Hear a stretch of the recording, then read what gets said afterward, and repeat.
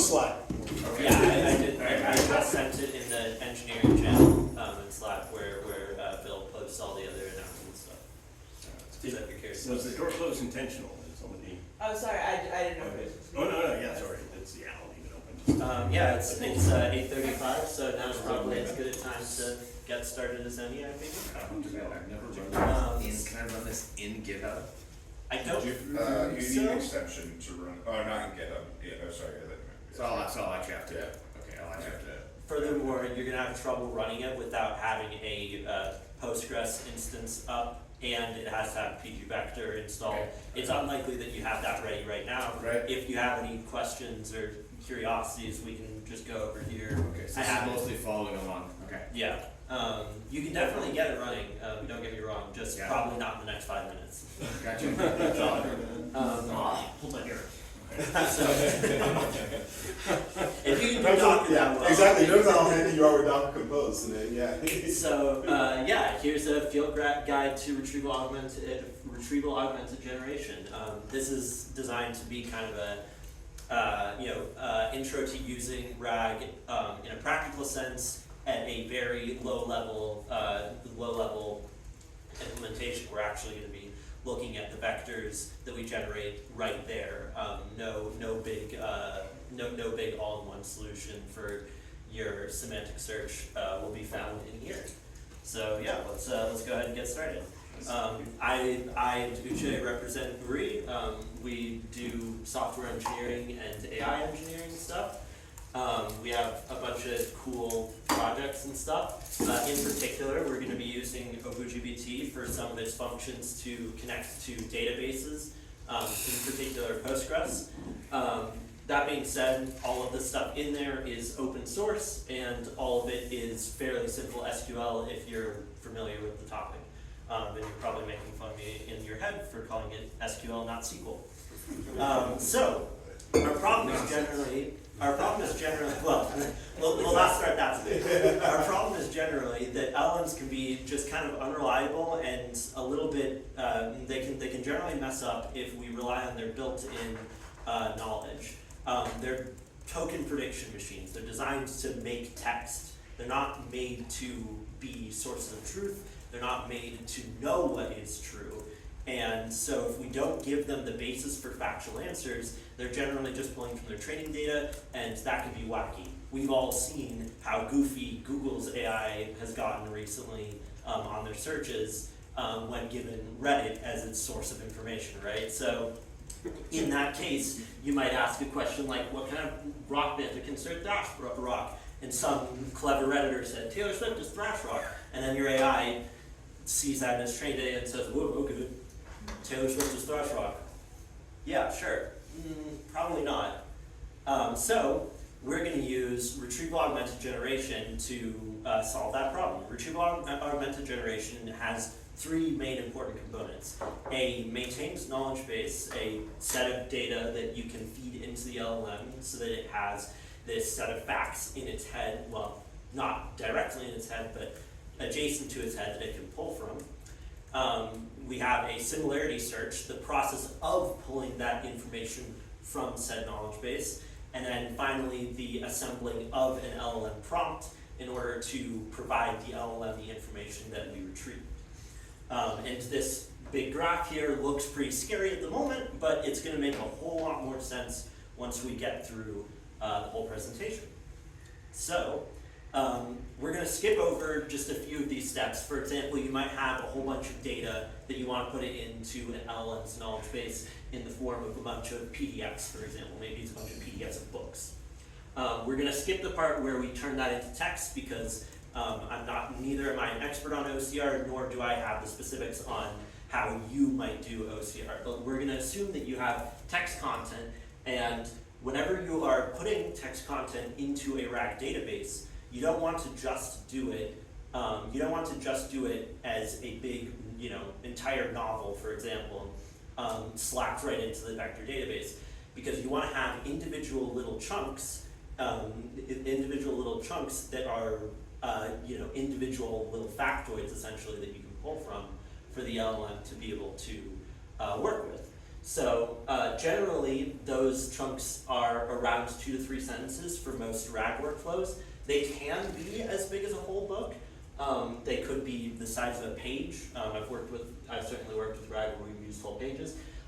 In rare instances, it could be one word, but yeah, in general, you want to stick with 2 to 3 sentences for most cases where you're doing RAG. Maybe 1 sentence, especially for shorter things. So here's an example of how we might chunk some code. I've got the FitnessGram pacer test copy pasta here, which I just thought is a fun text to work with. And we've got this text split, which is an OgbujiPT function, but ultimately it's not that much more complicated than just using Python's .split. And that's going to split us into a list of these little chunks, essentially, as it were. And we can see that these chunks are relatively similar in length. We will get into having chunks of different length a little bit later. But yeah, there will be another talk, hopefully, going into the specifics of why you might want to use something like text split rather than just dot splitting on a string like this. But that is outside of the scope of this specific presentation. I'm sorry, so text split is from what library? That's from the OgbujiPT library I mentioned earlier. Yeah.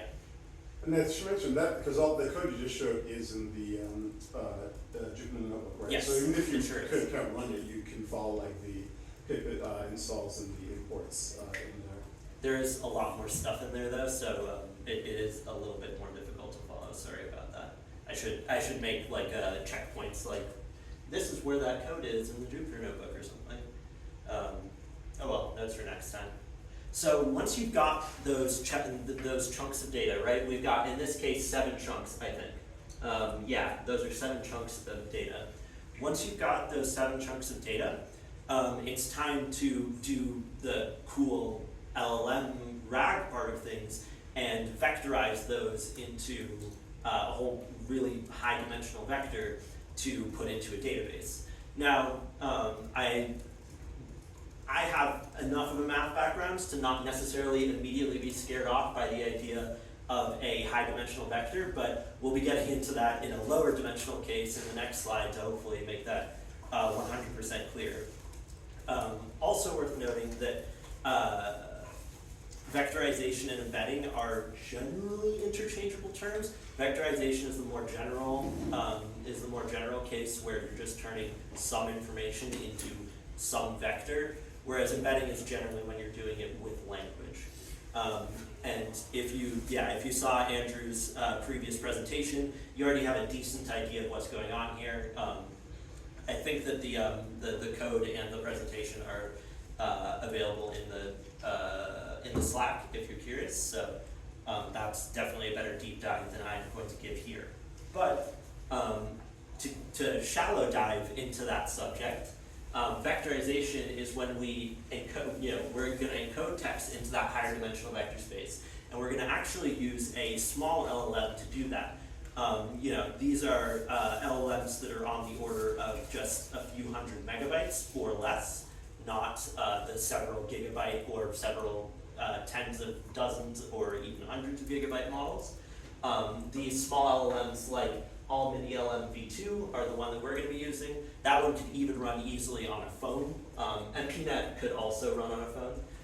And they work in slightly different vector dimensions, as mentioned in Andrew's presentation. Those numbers don't mean that it will be compatible. If you find another embedding model with a different if you find another embedding model that also is 384 dimensional, that does not necessarily mean that or in fact it almost certainly means that its embeddings will be different from ALMPNet or Almany L6 there. You get really weird results if you try them. Certainly might be fun to give it a shot. Psychedelic embeddings. Imagine like taking actual text and then reading it in a different language. Yeah. Reading the actual words in a different language. Yeah. This makes no sense at all. Klingon embeddings. So here we've got an example. I like this example that I found, and it's just a single dimension embedding for each of these words. So we're just imagining apples gets 0, do gets 1. That might be an example of a one-dimensional vector. Bag words. I haven't seen bag words in years. And so you can imagine that instead of being one little number here, we might have several floating point numbers for each of these words. Would it be more likely that apples and oranges would be the same value? So it would be maybe, but the thing about one thing that we will get into is that vectors are they're not really human parsable. They're gonna be similar, but in ways that only make sense to the model that generates them. They won't really, that similarity won't really make sense if you try to look at the data yourself, unfortunately. A feature such as it is a type of fruit might not be just like along the vector. Yeah. It's just like that. So there is a Fractal. model wherein apples and oranges are the same, like apples and apples. Somewhere. I guess you could. That's psychedelic The whole phrase doesn't work at all. embedding. Right. That's psychedelic I mean, embedding. We can absolutely, so I would love to go in, honestly, it might be a fun thing to do after, if we have any time, to just go in, embed apple, embed orange, put it in the database, and see which one returns. Because that would be an interesting thing to do. But yeah, so the next thing that we're gonna look at is the idea of vector dimensionality. So here I've got a two-dimensional vector instead of a 384-dimensional vector. Hopefully this one's a little bit easier to idealize. Again, this isn't actually how it works. They don't have actual human values like youthness and felineness, but we can still kind of use this as a visualization. So, To throw something out there, there's actually been some work. It was a while ago that people were really working on taking embeddings and shifting them so that the different axes actually meant something. Ooh. To the point where like youth and feline might actually exist. I haven't seen much work in that in the last like 4 years. I think everybody's been too distracted by LLMs, but that was a thing that people were working on. That was- Basically with image embeddings, it was really cool because you could have. This is where like a lot of people were able to like. You could like move a slider and go and have someone like get longer hair or shorter hair, right? And have GAN produced those different things. If you remember those kind of toys back in like a few years ago. So That's pretty yeah, I could see that being super, if you're trying to address bias in LLMs, I could see. yeah, it's not having- trivial to go and add that kind of thing to Absolutely, but if you had a, gender axis, it would be way easier to go in and figure out what the heck is going on this gender axis for, these things. So there this was is more interesting. an exploit that was put into Llama 3 that actually went and found the axis, I say, which is probably some linear combination of a couple of different dimensions, that they could basically determine whether or not the model was going to refuse. The Refuse to safety, answer. the safety kind of yeah. vector, and Yeah. so you could literally like look at the embeddings on the output and remove that safety Right. embedding section, or that section of the safety embedding, and then it would continue to describe, how to build a nuclear bomb. The safety layers of fine tuning though, right? That's interesting. Okay. Yeah, this was part of the fine tune, Okay. but Yeah. yeah, To explain but more. it was Cool. Thank Right? a noticeable embedding location. I was gonna give you your presentation. sorry, that is a really cool angle. I would love to hear more about that, certainly. For the moment, we're using vectors that are incomprehensible. As mentioned, they get generated by these models, and by models like these, and they just don't mean anything to a human mind. But that is still super interesting, and I would definitely love to talk more about that. You just have to work really, really hard. So here we've got a graph, a rough graph of these vectors. Table of these vectors, something like that. Where we've got felineness from 0 to 1 and youth from 0 to 1. So a baby lizard is basically not a cat, right? It's not really very similar to a cat. So it's maybe only has 0.2 in felineness, right? So it's going to be only 0.2 in felineness. However, it is extremely youthful. It's a baby. So baby gets 1 full, 1.0 as its vector. Vectors are generally represented, and that's something I should probably have made a point of, vectors are generally represented as a set of floating point numbers. So in this case, it's a 2D vector with 2 floating point numbers. In those other examples, it's 384 floating point numbers. We'll see that in a moment. For an example of something that has a 1 on both of those vectors might be youth, where it's at 1 for both youth and 1 for felineness. An elderly cat is at basically 0 for youth, it's elderly, but it's still 100% feline because it's a cat. A table is neither youthful nor is it feline. It's neither. It might even, depending on the system that you use, that might be a negative vector. That might be pointing away from those ideas. Again, this is a representation, not how it actually works. And yeah, that's what that last paragraph is for. So here is an example of a vectorization. We're going to use sentence transformer, and that is a library from Hugging Face. And that's going to load all mini-LM v2. This is a good one. If you're just trying to do some embeddings, you're trying to mess around with this idea, all mini-LM is a great one to start with. It just works. It's a good little embedding model. Yeah, you've done a lot of tests with it, and I think you found out like, well, if we were to go off on a tangent, I do like all in peanut base, but it's a bit bigger. It's, I think, about 3 or 4 times bigger, putting it in the 300 to 400 megabyte range. That can be a little bit, and it runs slower, and the vectors it generates are bigger. This is the technical rag at the top. Yeah. We're just getting through vectorization, the idea of vectorization, and moving on to embeddings.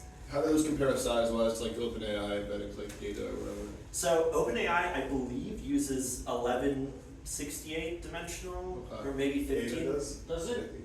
OpenAI now have a Mitrowski embedding window? I'm not 100% sure. I don't honestly. I don't keep super close stats on what OpenAI specifically is up to. One thing to note is that bigger dimension does not necessarily mean more better. It just means you have more space to potentially express things. But it's very hard to quantify that because we just, again, these are black boxes. We don't know what those embeddings mean. I've certainly seen evidence that like all in PNet is extremely competitive with OpenAI's embeddings despite being half the size. I think OpenAI's are double that number. A tiny footnote on that. I was at a presentation a few months back in Australia where a fellow, God, I wish I could remember the package, he developed a couple of embedding models and he was comparison testing embedding models. And he did this comparison between like lower dimensionality embedding models and higher dimensionality. And he found that there was in the first response, there's very little difference, but as you got like your P order or whatever, your next ones, that the higher dimensionality gave all this nuance that lower dimensionality didn't have. And then he found like a strong bias towards higher dimensional. Anyway, not So he was looking better that the ranking was better? yeah, that it was basically. That makes sense. Yeah, that If you find that, I'd be curious if you could add it to the thread Yeah, and Slack. that'd be a thread. That's an interesting insight. Yeah. I added the Hugging Face embedding report to Oh, cool. Slack. It's a list of a million embedding models, and they're ranking on a set of classic embedding tasks. And if it's the same one I'm thinking of, both all on PNet and all mini-LM, all on PNet and all mini-LM appear pretty high up in that ranking if it's the same one. Yeah, to keep in mind as well that this is not these various tasks that they do, because it's a fixed set of tasks. It has a tendency to be gamed, and like you don't necessarily these aren't necessarily the best models. Like the same reason that everybody uses like the LLM assist to like chat, like to chat against 2 different LLMs and then choose that one, and that's used more frequently than the LLM leaderboard on Hugging Face, which is basically all the different LLMs and how they do against different classic benchmarks. Yeah. The second, the Hugging Face thing is just not as good because the Gain the benchmarks, benchmarks, yeah, the yeah. benchmarks get leaked because everybody's trying to go and get better at them. A So final footnote on that front is that these are old-ish models. They're 7 months old. Sounds young if you're a human baby. Very old in the space of LLMs. 7 months is like ancient. Yeah. And it's not just the number of dimensions, but it's how well you train it, what it's Yes. trained on. How You big have is to the make model? use of a lot of dimensions, you gotta give it a lot of data. Right. Sure. How big the model is? It used to be that like a billion parameter embedding model was like not seen. Now the top 8 or something are all over 7 billion parameters. One of the things to expand on slides components is fine tuning and further diving into embedding models. This is Sorry, were you gonna mention that, that there are new versions of, I think you mentioned there are new versions of yeah. this? Well, we can get there Okay. when we get there. But So we're saying that these embedding models don't all play nicely with each LLM, right? they all play fine with the They LLM. all This play. is complete. We are Separate before the step. LLM step. Okay. You'll see when we're at the LLM part, but we're not there yet. But there's like a pairing of embedding models with something, right? There's like some kind of like, or no, you could just use any embedding model, any vector Yeah. database, and As just far shove that as into the I'm context. Yeah, because you're gonna get text back and Yeah. then re-embed it for the LLMs, which will have its own embedding model, right? This is LLM stuff when we have these chat boxes. Right. No, I totally get how RAG works. Like I get it. Thank you. No, it's like- Like, but wasn't we talking about it earlier about something not playing nicely? You were saying that like it's like talking different languages. What was that? Oh, the between embedding models, perhaps. Right. Like one embedding model Yeah, to one another. embedding So you models can't are switch not- embedding yeah. models when Yeah. you have Right, like a vector. When your vector Yeah. database already established, you have to continue on that. You have to Yeah. stick So with if you that. stick with OpenAI and you encode a whole bunch of stuff with OpenAI's embedding models, you will be paying OpenAI's prices to embed all of your new text always. Right. Even if you use, Exactly. even if you use Have one to of be these sure. local Until models, you go and re-embed Yeah, all it's your not zero. stuff. yeah, even if you use one of these local models, you still can update that database to a Right. new model You without have to re-encode. re-encoding. You If you want to go re-encode. from LM to MPNet, you're gonna have to redo all of those embeddings. Okay. Now make one last Thank you for point. clarifying that. And sorry for. Oh, yeah, no, not at all. Yeah. But one last point, because Sorry. you're talking about Sorry. benchmarks, and Andrew's exactly right. Benchmarks, you have to test it against your own, You should find your use own case. case. And you should also fine tune, especially if you're really trying to use it in the pipeline, because, yeah, like, there was a new one that everyone was talking about, I think Gina, and everyone was like, oh my god, this is so amazing, blah, blah, blah. And we tried it like on a customer workflow that we were having a little bit of trouble with some of the other ones, and I think you were like, not for our use cases, not that good, so. It was, yeah, very impressive in benchmarks, very impressive in generic use cases, very, very inefficient and very not good at specifically pulling out architectural data from a whole bunch of real estate filings. Super specific, but that was a case where it did worse than than even all mini LM. So With all the hype, yeah. So we're going to use that eModels encode method, and we're going to encode that one of those sentences we pulled out. We're going to print out the length of that because this is literally just a list of floats. It really is like that bare metal. And then we're going to actually print out what those floats are. So when we print that out, we get 384. No surprise. LM produces 384 dimensions. And there's a whole whack load of embeddings that you get out, that big vector that you get out from that sentence. So once we have those vectors, once you've got all of those sentences turned into those vectors, you're prepared to put those into a database. In our case, we're going to be using PostgreSQL. Also, one important thing to note is that as well as just including the embedding itself in the database, you also need to include the original text. That embedding is not the original text. It's just machine readable by this all mini LM model, right? So it's just a big vector. You need to still include the original text, and then you also probably want to include some important metadata that you might have associated with it. In the case of the book example that we've been going through here, you probably want to include the author, page number that specific section is included on, the date that it was published, the ISBN, such that you can make citations for it later. I have a question about that. So how is it maintaining the concept of page? If you're doing a page number or a chapter or whatever, when you're embedding it token by token, how is it preserving page? So, We're gonna actually Oh, go into okay, that yeah, right let's here. get that. Yeah, Sorry. perfect. No, that's a great lead-in question. So here's an example of uploading things to a database. This is gonna be Python over here, and then the SQL built into DataDB from OgbujiPT over on this side. So in the Python, we're gonna make a connection to the database, and we're gonna include this embedding model in that DataDB. And what that's gonna do is that's going to allow DataDB as a class, or in our case, PacerDB, to just eat text and then use embedding model to encode things automatically for us. That being said, if you want to use async PG as our preferred Python Postgres meshing library, you can totally just go into OgbujiPT, rip that code out, and do it yourself if you so chose. And then we're going to insert that data into the database. So for each of the lines for our paste or copy pasta, we're going to grab the enumerate, so we have an index, and then the text of that line. We're going to go through and insert each of those into the database, and that's going to go in as content, which is text.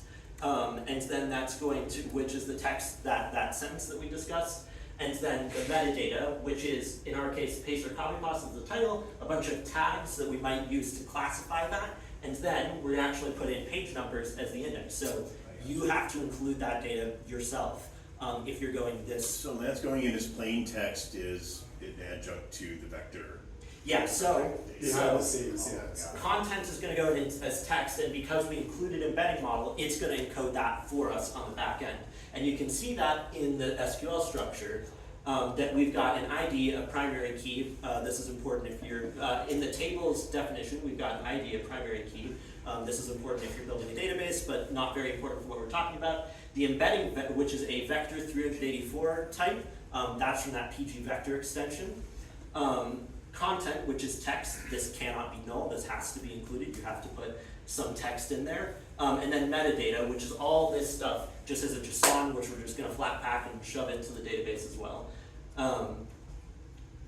On the back end, when we do, before this gets to actually running this SQL where it inserts, as mentioned one last time, it's gonna take that text, run it through the embedding model, and get out embedding. So it's gonna shove in embedding for this entry, it's gonna shove in the content, the text of that entry, and then it's gonna shove in all that metadata, all that stuff at that entry. And because we're moving over it, it's gonna do that for every one of those lines. I just want to point out that not having to separately, basically having the embedding conversion occur behind the scenes is the one advantage of using a library like that, insert, there, etc. Although, but to Ozzy's earlier point, you can just write all that yourself, one line to a few lines to create the embedding, a few lines to, assemble the metadata, and then your SQL insert, through whatever language you're using. If you're doing some basic embeddings, if you're just doing something small, the metadata might not be something that you necessarily want to put in. That's an optional step, but especially for larger knowledge bases, especially for things you're going to have for a long time, it's generally just a good idea to put in whatever metadata you can think of. Data bucket, more data, big data, put more data in, database, yeah. Do you know if the default available ones, like if I make a GPT with OpenAI, I can attach reference documents. Do you know if they're keeping any of the metadata? So I have absolutely no idea. But they almost certainly are. I did toss in just a quick thing I'm working on a 1900 page document, and I wanted to get some summaries, very diverse stuff. I'm like, what page is this thing on? Page 55,326. So Yeah, that's a math question, and it's So awesomely good. But I'm not sure. I'm curious. One of the reasons I'm curious here is How would the RAG process that, right? Give me this and then give me the page number. So it runs the embedding model, figures out which one it actually grabs, then figures out which one is relevant with the LLM, and then goes and says, okay, this first one is relevant. Now I go back to the database and I say, oh, I've got the database, I have metadata for that particular one, and then it goes and hands it back. That's what we would like to have happen. Yeah, but it sounds like It sounds like OpenAI does it. That's the way you would. That's taking some sort of program in front that's figuring out what I asked. The page number is what I That's have what's like, I mean, that's, as a discrete question. And really with RAG, it is that, all that program that's figuring out what you want and feeding it back I'm into just the curious. No, sorry, I No, was curious. you can probably take this notebook, modify it a little bit, feed that data into it, and get back better results than what you're getting out of OpenAI, which would be super exciting. I would love to hear if that actually worked for you. Oh yeah, if you want to sit down and do it some point, that'd be cool. Yeah, again, the notebook is right there. You buy all of these. Yeah. Yeah. And the OgbujiPT libraries are designed so you can just put an OpenAI key to as well. But Oh, yeah. one thing that I wanted to mention is, I think what you're trying to do is basically self-reflection. You're trying to ask the LLM to reflect on its RAG process, and I don't think you can. This is kind of why, just kind of black boxing everything to something like OpenAI. Forget the privacy issues. There are also sort of data pipeline, just basic engineering issues in terms of maintainability and stuff like that. Because I would not expect, if you asked back the LLM what page was the citation, for it to give you a right answer, because we know that LLMs suck at self-reflection. They don't really know what's going on, right? That's complete nonsense, which is what it did. The only thing I was thinking is that if I made this more agentic, right? That Yes. I could have an agent. If you had an who's agent that could go back, page number person thing, Yeah. right? And I would say, and my agent would look through and look my request is find a section of quote that matches, Right. and give me the page number. It would break that up and say, "Ooh, page number. I know it. You do page numbers. Give me this page number." Right? So- But does And all OpenAI you do is expose go to that? that meta and get this index and say it was page 465. So that's That would be interesting. I don't even think that an agent is even necessary to do that. Generally, you're going to include, and it might be if you have a lot of metadata, but if you've got metadata that looks like this, just including that when we later put that into the prompt so that the Simpler LLM solution. can cite it, Yeah. is So much way simpler. simpler than building an Much agent better. to do Yeah. that. I mean, Is think that- of how expensive agents are in general. So. Just a quick question in terms of your presentation. I know we're sort of tech dive on RAG here. Are we going to get to like that level of using RAG in A little bit. Okay. We'll talk about a few use cases, but we realized putting this presentation together yesterday that like there is a whole second presentation Start the foundation. in here. Very cool. Yeah. So this is actually what it looks like over the database, and I haven't run it just yet. But if we want to actually go look at it, that's what it would look like. Those embeddings go in, whole bunch of vectors, the content is the text, the metadata is exactly what you would expect. This is Adminer, which comes with most Docker containers. Super nice GUI for looking at super nice GUI for looking at Postgres, for looking at And MySQL. What did you call it? Admin? Adminer. Yeah, Oh. like admin. Admin R. with ER. Yeah. ER. That's what I wrote down. Amazing. Yeah, it's also MySQL. It's a whole bunch of databases it supports. So now we've got all this information in our vector database, right? Now we've got to actually get that data out so that we can use it to augment our generation. We need to retrieve it to augment our generation. Oh, there's the words. So to search that database, we need a query. Our query at the very start was, what is thrash rock, right?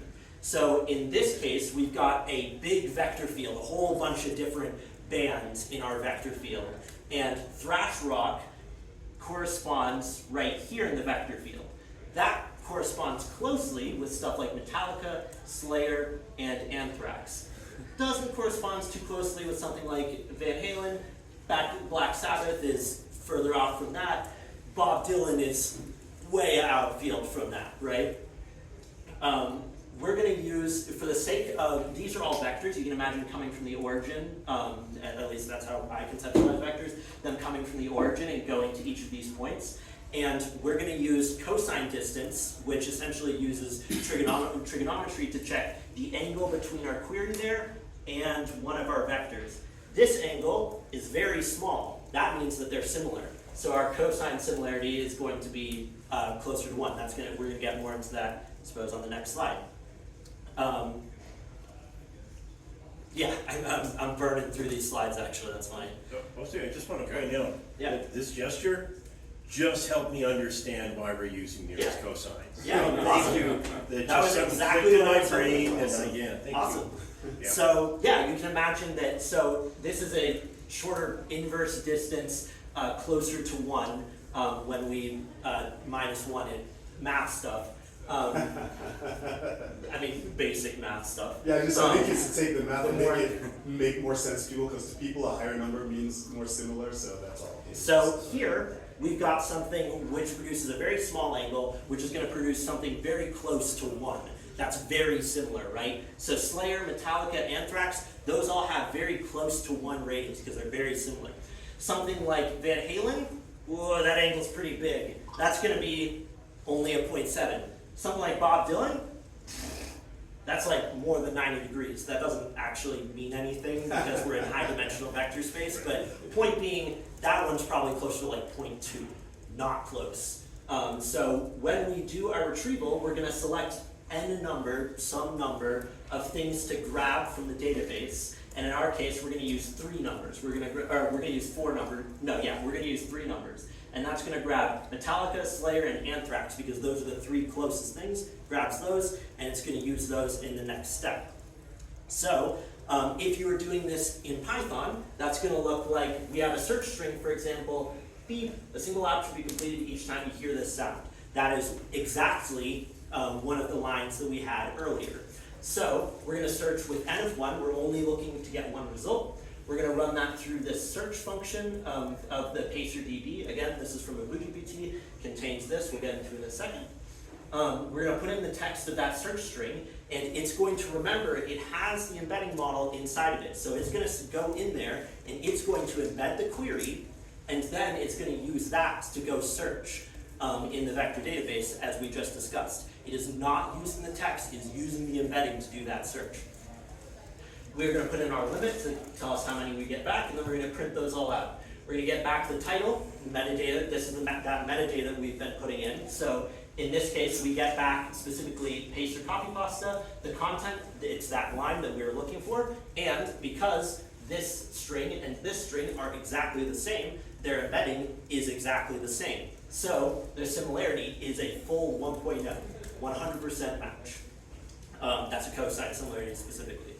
The SQL for that looks like a little bit of infrastructure, Yes. and then a select to select the -1 of the embedding. As mentioned, this is some of that math stuff to help the cosine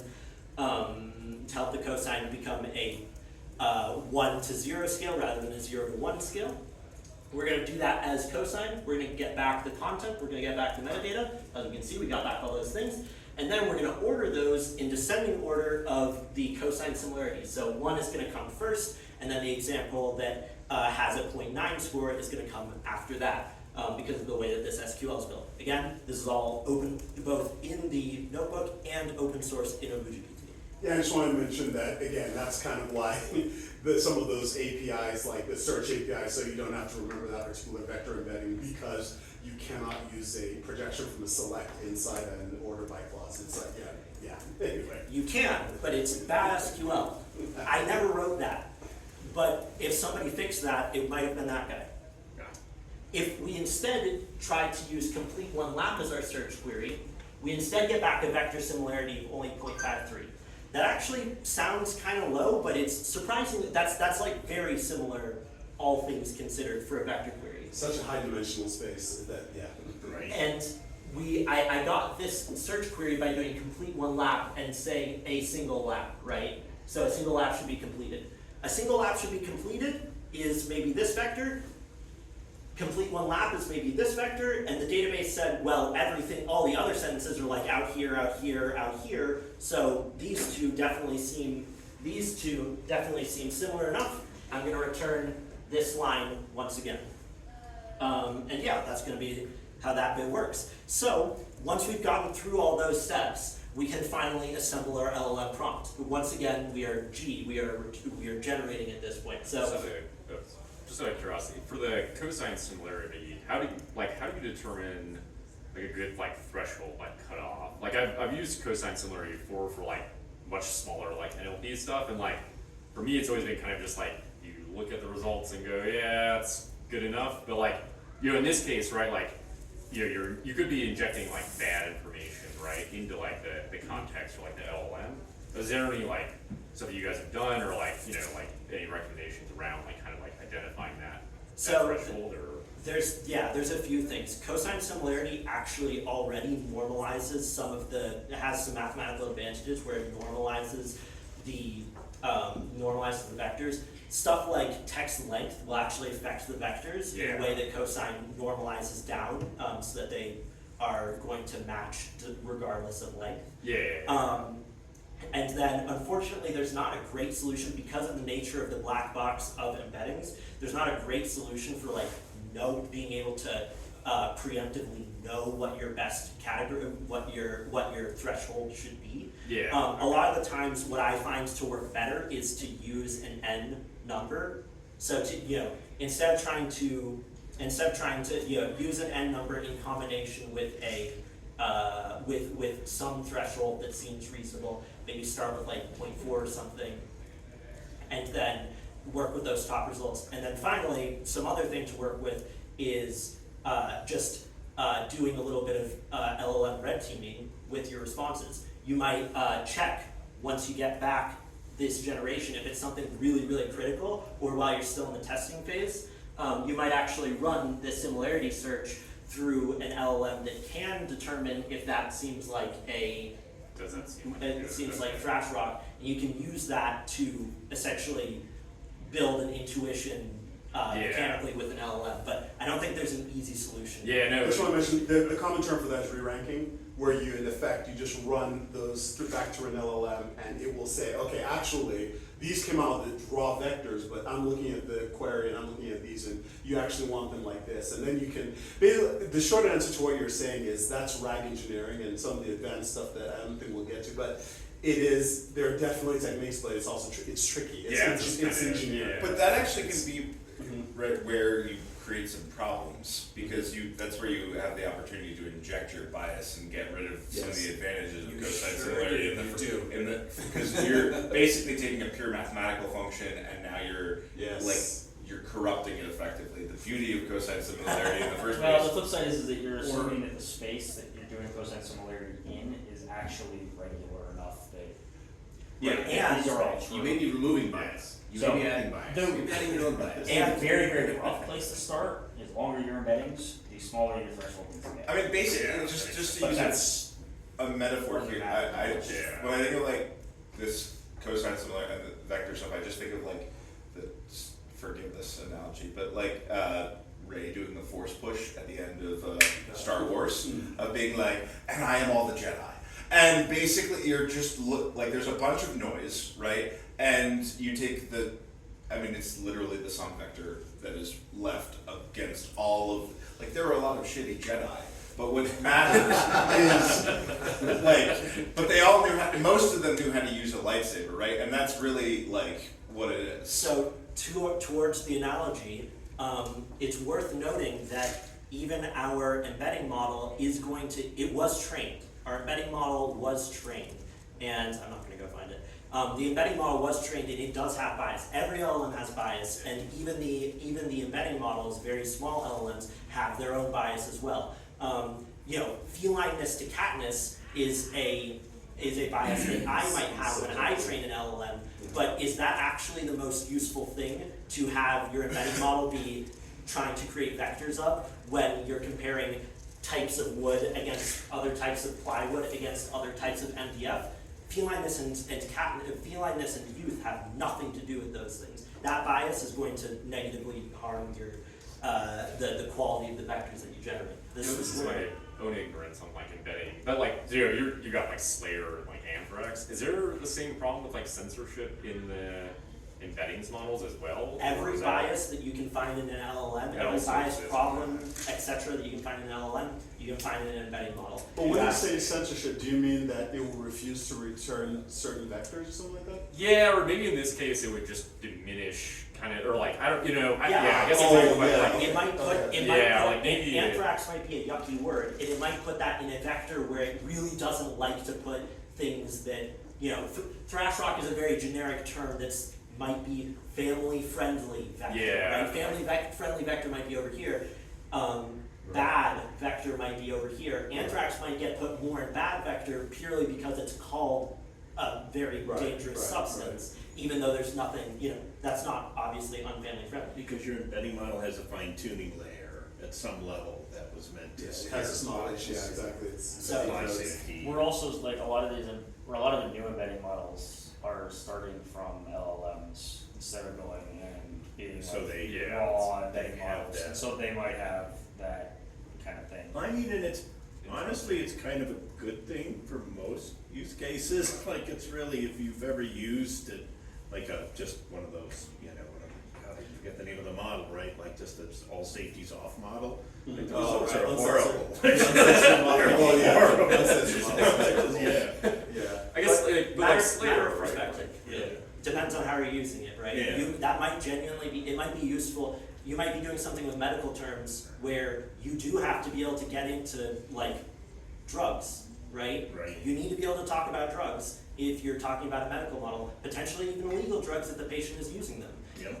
If you can't talk about those, that's still harmful, even if the intentions behind creating it were good. I haven't had that experience. I've actually found that they're pretty decent. So Yeah, no, to be honest, So I much prefer the, Doesn't rather than trying to like surprise me. jailbreak them and be like, this is no, like. sorry, the uncensored I found Yeah. actually are not actually. Yeah, I think they're it's mostly a matter of prompt engineering. Don't tell the model you are, for example, you are a chatbot working for a company, and suddenly it says, oh, okay, I have to be a customer service person, even if it's a, extremely horny model. Can I just point one thing out?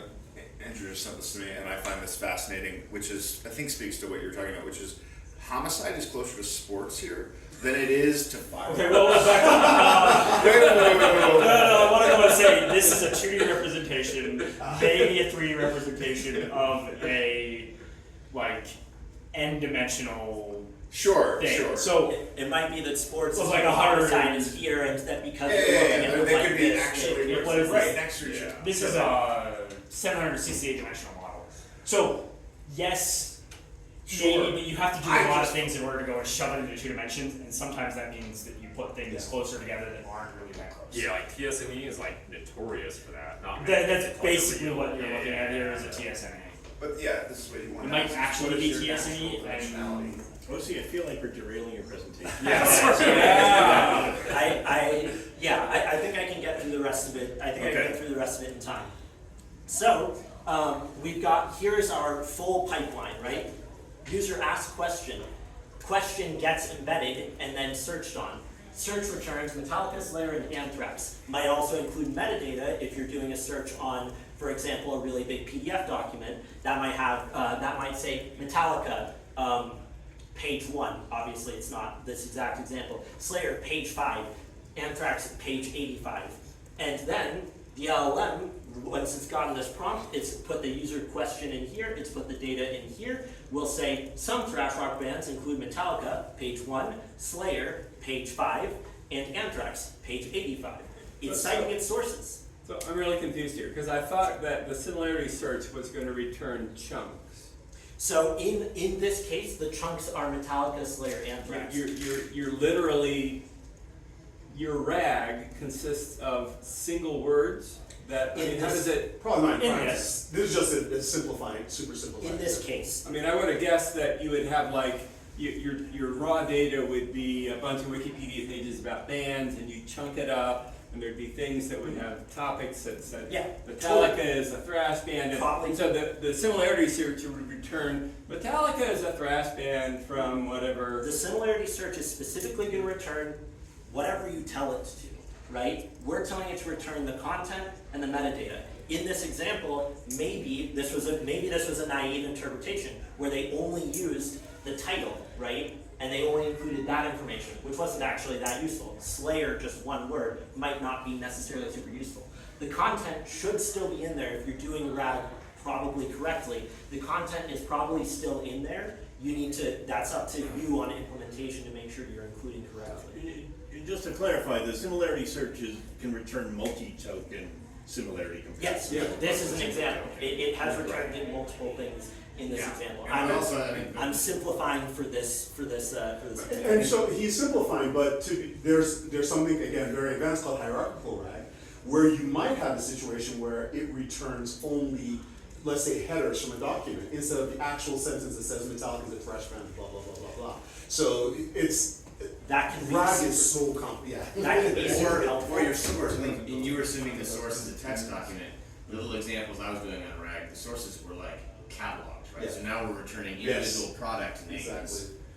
But again, I mean, So that could be, which was just JSON, it was a huge JSON dump into the RAG instead of text. unless you're embedding itself new things about Metallica and Slayer, it's not gonna know that those are similar. It's only a chunk that has enough text Oh, that I see. has meaning in it. So that is I gonna think succeed. you can go and have this. We could go and structure this in a whole different bunch of ways. One is that you structure it as description. The content that you're doing your embeddings on is descriptions of the bands. Right. Now you say what kinds of bands, or if it's in the trash rock, and you get a bunch of descriptions of different bands, and as a metadata for that are just the band names. Right. And that might be Now what all you're returning is the metadata. So you've done the search against these, but you're now going and just returning something. It's Could you totally go back to your Pacer example? It's Because totally that's up to what, you. his Pacer example is close to what you're talking Right. about. That was a simplification. This is pure however, there are RAG situations that would use something like that simplification, but you're right, normally you'd be comparing. But yeah, generally concepts. you're right. You would use this full sentence Right, great. in most Because that's generic what's gonna cases. get to the LLM, which all of a sudden is gonna only have the question, what's a thrash band? And if you only give it text that has 3 words in it, it can't understand that Oh, unless this it already was a understands. list of returns for what it's worth. This is 3 different similarity searches they got back. But here's a contrived example of where you might want to return titles. You have a library RAG. You have a library in LLM that has Sure, a RAG component, sure, right? sure. You searched based on a passage that you remember from a book, but you want the title of the book so that you can go and actually pull that book out of the library and borrow it, right? So you do this search, it gets back the content, and then it tells you, and the LLM is fed not the LLM is fed not the content that it got back, not the passage that it got back, but it's just fed title of book, ISBN, right? And it gets that back as title of book, ISBN. The LLM doesn't actually have any idea what that is, but it does know that the data included was title of book, ISBN, and it answers, here's The Life of Pi. Right. You can go check it out at IL5. Basically, here are almost raw similarity search results, as opposed to it's up to your figuring out what implementation. you're doing. Yeah. Why would you even use an LLM if you're No, just... yeah, maybe you do use similarity search. By all means, use similarity search without actually throwing it through an Right. LLM at Right, the end. right. LLMs structure data into very nice human readable forms, but Well, the reason why you would is if there's any sort of synthesis. The prompt, so again, we're simplifying everything. We're simplifying the user query. We're simplifying the prompt structure running. We're simplifying the structure of the database. It's just, honestly, I know it's tough in a short time, but there are so many situations where, yes, you really would want to use an LLM. You really would only want to put the title of the bands. And LLMs can synthesize from that. Again, if you prompt around it to do that. I'm trying to get you as generic of an example as we can go so that you can hopefully specialize that into your use case. Yeah, so. I'm Are realizing there what your case is. best practices on how the prompting is done when in a RAG? Like here you put data, is that like your approach or is that something you've seen works for? This is also hyper simplified. I would probably include, presuming that I know that the database is full of bands, I would probably say relevant bands to the user question might include, and then personally, I found good luck with throwing triple ticks on the right before and after anything that's like context for answering a question. This is as Uche mentioned, this is not a prompt engineering talk. This is a RAG talk specifically. Don't use this prompt. Use a prompt that is more specific. And I can't tell you about specific prompt engineering for your case, but yeah, there's a lot of tricks there that we're just not going into right now. Yeah, all the typical tricks, few-shotting and, like you said, formatting and stuff like that all apply. Yeah. But we're already running out of time before we even get into any of that prompt engineering. So some of the benefits might include improved information accuracy. Because the LLM is pulling from a known set of knowledge that presumably you trust, that's going to result in it giving much better responses than it just trying to use, I remember this thing from my training data, right? This can be made more effective by using context obedient models. Stuff like Ouroboros, I think they're still releasing Ouroboros models, might, for example, if you tell it, if you give it as data, grass is red, ChatGPT is like, no, grass is not red, shut up, that's stupid, right? But Ouroboros will say, yep, I read in my context that I got from my RAG that grass is red, grass is red. It will respond with the data that you included more specifically. It's more computationally efficient than just jamming a whole bunch of, trying to jam a whole bunch of stuff into context, and it can be more effective than just jamming a whole bunch of stuff into context. That's the model deciding that? Like Sorry, maybe that's. Is over a. Purpose is trained, yeah. So Ouroboros is specifically trained to be 100% Yeah. highly obedient compared to something like ChatGPT that's designed to be I see. helpful Okay, I see where you're and going. polite, right? Right. And you Okay, don't yeah. want to use it for anything where you actually see, where it actually sees like user input. Yeah. Right, because they can just lead it off, it's very gullible. It's, Yeah, it's yeah. very super. Yeah, I mean, tainting becomes a problem, like, yeah. Well, that's very interesting, because basically you're saying, look, this is the source of truth, use these books as the source of truth. Don't go into your background knowledge. Yes. And that is very relevant, I mean. Yeah, if you've tried to use RAG with ChatGPT, GPT like 3.5 or 4, you know that it can have issues with just ignoring what you told it, because it's there to be a helpful assistant, not to repeat facts as it was told. Right. Or hallucinating out of the knowledge base that it was given. Precisely. Yeah. Gave me the wrong score to the Mets game yesterday. Straight up, made it up.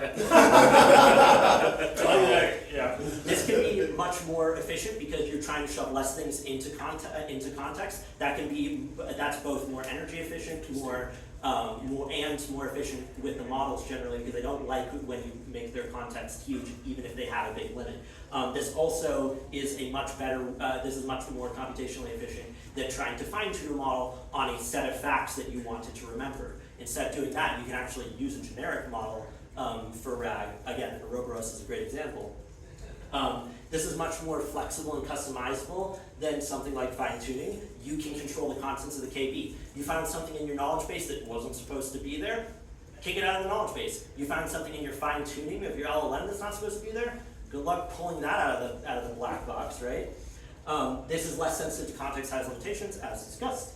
And you can update this over time. I'm sure we all remember when ChatGPT cannot tell you about anything from after September of 2021, right?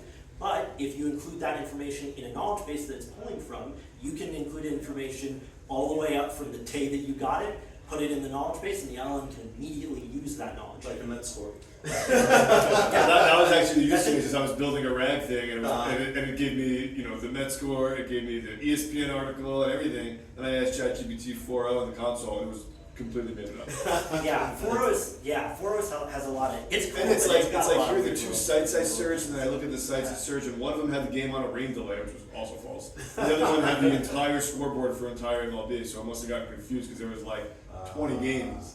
And it was like, couldn't figure out which one was the Mets, which is understandable, right? Sounds like a great example of a situation where, and I do like local models and down to the metal engineering kind of stuff like this, but like this is a great example of where local models local or private specific models can outperform a general purpose model. I think this might actually be a great example. In this case, Ouroboros would probably not have messed that up, and it would have done it and been able to run on your laptop, not running on a server the size of this building. The RAG system we built was just like OpenAI Assistance API with like a SERP tool, and it was like searching and then shoving it into context, and it did great. Nice. Whatever. Very implementation specific. I wouldn't contest that you could definitely get it working, and it sounds like you did. Here it is. It's totally wrong. This is reliant, however, some stuff to consider. This is reliant on the data in the knowledge base. You put a bunch of garbage in the knowledge base, it's going to retrieve that garbage and then parrot it right back to you. That's obviously not great. This can also happen in the retrieval step. If you used sine distance instead of cosine distance, your results are going to, everything that it retrieves is going to be something that was very far away in vector space, and that's obviously not going to be relevant either. So your knowledge base might be good there, your retrieval is bad. Or vice versa. This does have an initial computational cost. Shoving that stuff into the knowledge base has a small but upfront computational cost that does have to be considered. This is obviously more complex to implement than just having a model which can answer questions. Yeah, thank you for showing up. This can be at odds with creativity. As mentioned, Ouroboros is a great model for doing RAG with, but it's also a very obedient model that doesn't want to do creative things. It wants to listen to its context and to do what it was told. So it might be less creative, and giving even a creative LLM stuff in its context can reduce its creativity, because instead of trying to pull from generalized knowledge that it has, it's going to say, I have facts I'm supposed to be pulling from. I am pulling from these facts. Maybe I'm getting a little creative with it, but no, I'm going to pull from those facts. I'm going to stick to my problem. Does temperature affect that? I would presume in general, temperature, I like playing around on lower temperatures because generally stuff that I'm doing tends to be more data pipeline-y stuff, and it tends to work better in those cases.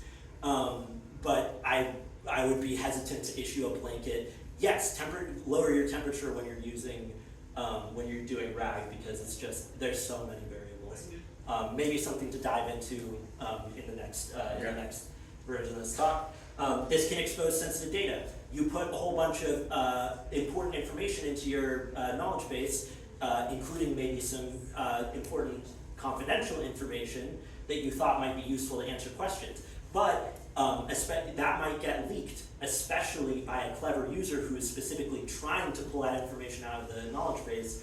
So you need to make sure that you know what's in your knowledge base. And finally, there's recent research suggests that there's at least some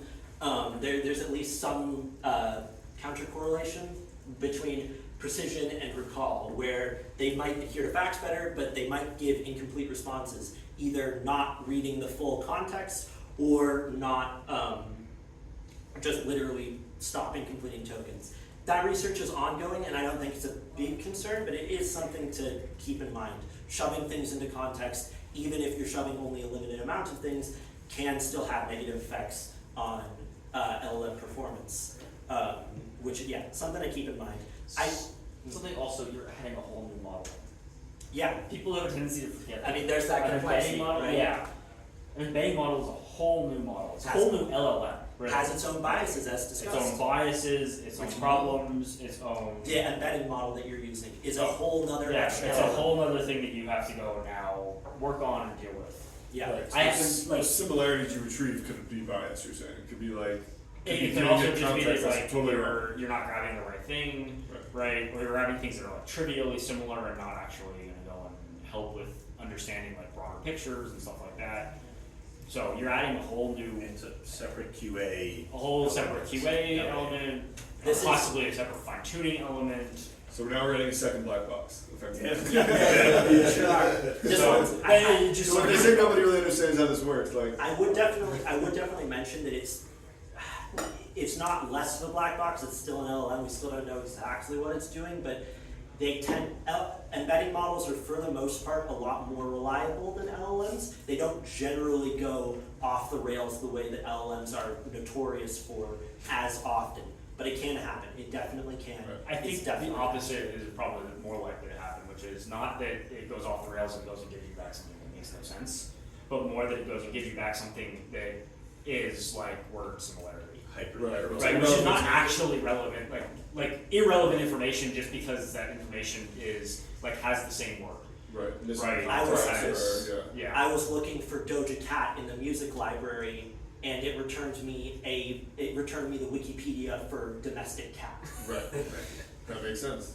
So that's kind of. Do you do it until do you retrieve chunks until the context window is effectively full?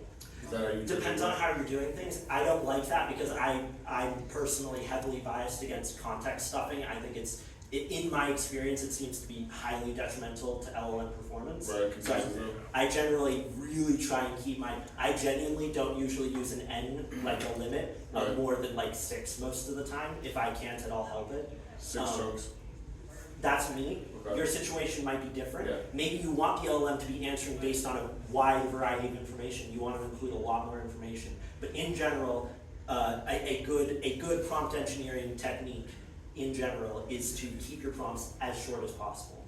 That including fewer chunks from your retrieval augmented It's generation. going to depend a lot on your model as well. You Yeah. need to Can I ask understand a question on that? So when you're talking about fitting back to the, like, what your output is against whatever your knowledge base is, how do you go about scoring that? So if you're saying, what are the, like, how well can this basically fit the embedding space, and sort of capping the expected, like, how well does this fit, you know, if you have factoids of various sizes and dimensionalities, how much of a reduction in dimensionality how do you start, like, think about quantifying that? Does that make sense? I think so. For what it's worth, your vector data, as mentioned, you must use the same embedding model for both for embedding both the query and everything in the database. It all has to be done by that one model. So at least that's a variable that's not in the picture. You don't have to worry about like different dimensionalities, because if you're trying to compare those, you've already done something terribly wrong.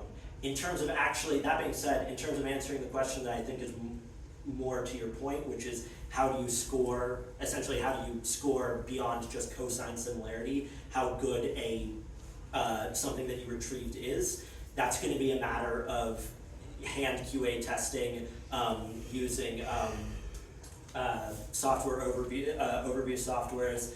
We get into it in the stuff to cover. But observability tools and stuff like that are just important. There unfortunately don't seem to be any easy answers for that problem. I would say, yeah. Are you, sorry, go ahead. Yeah. No, I was just gonna say, yeah, to your point, it's yeah, there are no easy answers, but yeah, things like the scoring and re-ranking, sometimes using other LLMs and then having like a testing framework, a rubric, or using what's called RAG assessments, which is kind of like there's a series of. Yeah. Well, like I've played with like the Spotify data set. We've been talking about music, so there's and some data that's in there is like, did they rank in the top charts, BPM, major keys. There's basically a lot of repetitive, like key, right. BPM. There's highly correlated dimensions, right? Whether it's, you know, Taylor Swift and people she's collaborated with, and so like there's trends within the data as well, right? There's sort of latent space and substructure there because artists follow each other, right? And they kind of try and do fast follows onto these things, right?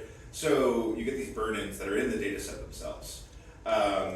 So some of the way to do that, to deal with that, is to pull out the schema and have that itself as a separate higher order set of heuristics that you can, you know, really start to work against, right? I was gonna, I brought this slide back up because I think that you're getting to the point, which is where I also land, which is that this is a data engineering problem, right? What do you include in the metadata and how do you structure that? And then when you're giving that metadata back to the LLM, how are you structuring how you gave that to the LLM in the prompt? Unfortunately it's a messy data pipelines kind of problem that I don't think I have any fancy solutions for. I mean, I would think, like, how well does the user know, like, does the user speak to the way that this data is represented? Like, do they speak in terms of the data structure, or do they speak in their own tongue? One hidden thing you can do here that we have done and that has been successful is don't just rag on a user question. Don't just query on a user question. Take a user question, ask an LLM which does know that to rephrase the question to hopefully get better results. Then send that into the similarity search and hopefully get back similarity search results that make more sense according to what the data that is that you're actually looking for and how it's structured. Yeah, so it's like generate like topics or like keywords or things like that. You know, given that query. Yeah, totally. I need to run, but this was awesome. Thank you. Thank you. Bye, everybody. So if we want to just go through real quick the whole pipeline, I think it's useful to overview that kind of thing. So we've got our raw data sources. That might be all sorts of different things, right? PDF files, text documents. If you're doing vectorization on images, that's going to also maybe be in there. You're going to extract whatever information you want. In our case, we're doing text because we're working with LLMs. You're going to get that into small enough chunks that you can meaningfully search that in a database. and then you're gonna embed that, and you're gonna shove both of those into the vector database. Then, somebody's gonna come along with a query. And you're gonna embed that query, you're gonna run that against the vector database. Vector database is gonna spit you out whatever that relevant data is. You're gonna send that relevant data to the LLM. Again, maybe this step has a re-rank step in it. Maybe the query step had a rephrase step in it, as just discussed. Once that data gets to the LLM generates, hopefully, a smarter response than you would have gotten, such as Taylor Swift is a thrash rock band. It is a really powerful tool. I know we spent a long time on the challenges and limitations, but RAG is seriously powerful for getting LLMs to work with facts, not work with its memory of things in its training set.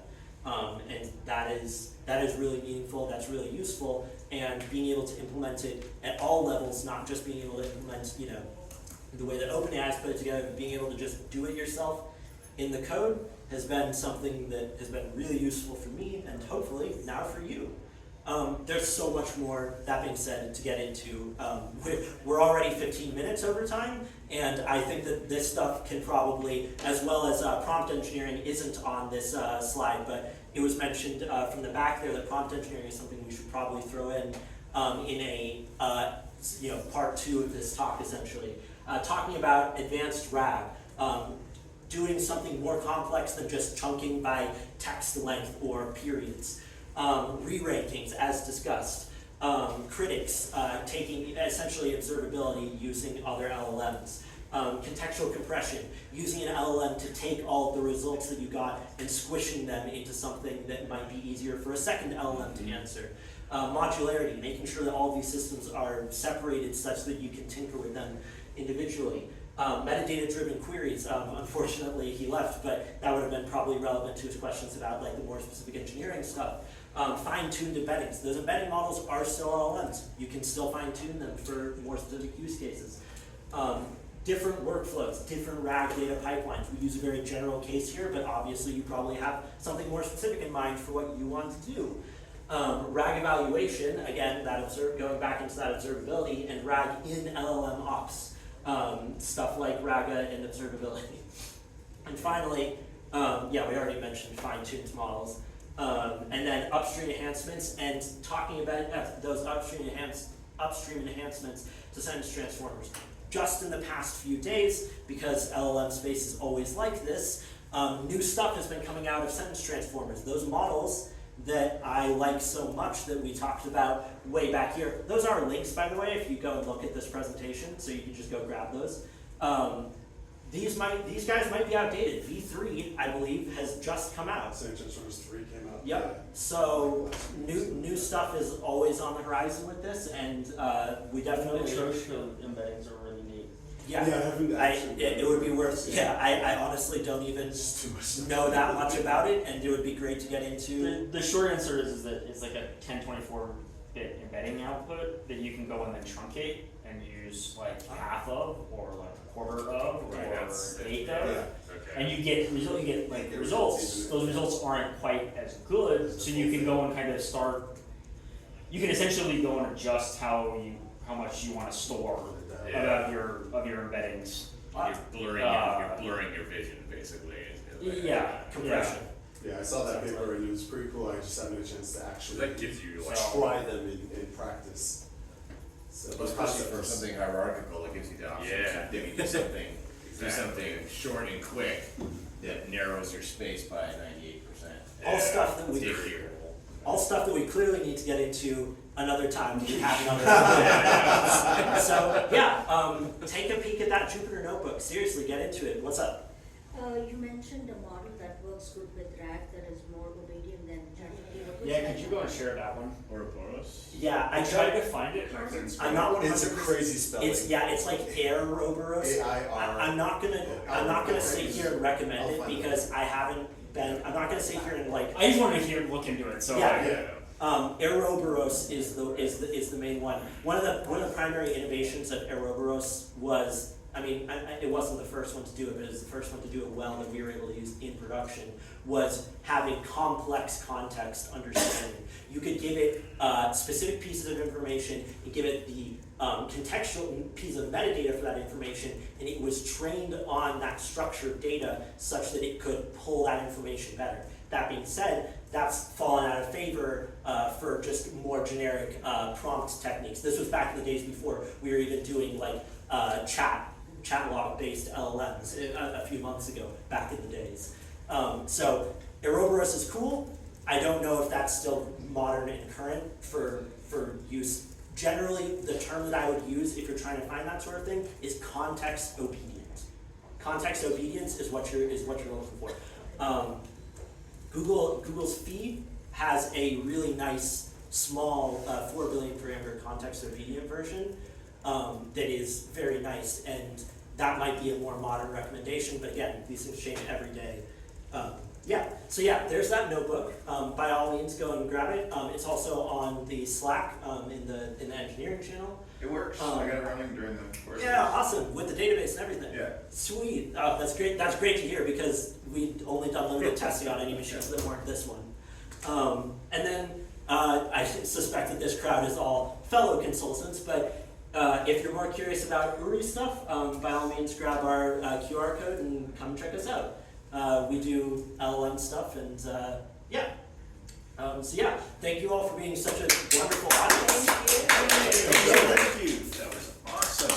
Yeah. Good. And I would say discussion time, but I think we might be already past our hour. The room is reserved until 10:30, so Cool. I usually just reserve this for 2 hours. Hang out and chat. Yeah. Yeah. I always seem to want I love it. Quick housekeeping stuff. So I think we're going to try and meet in 2 weeks. I don't know if Andrew, you wanted to do your second harder in 2 weeks, or I'm gonna try. Okay. We'll talk. We'll talk at the end of Yeah, and we in can talk. 1 week, and we will go and decide what We'll we're talk about it in the chat.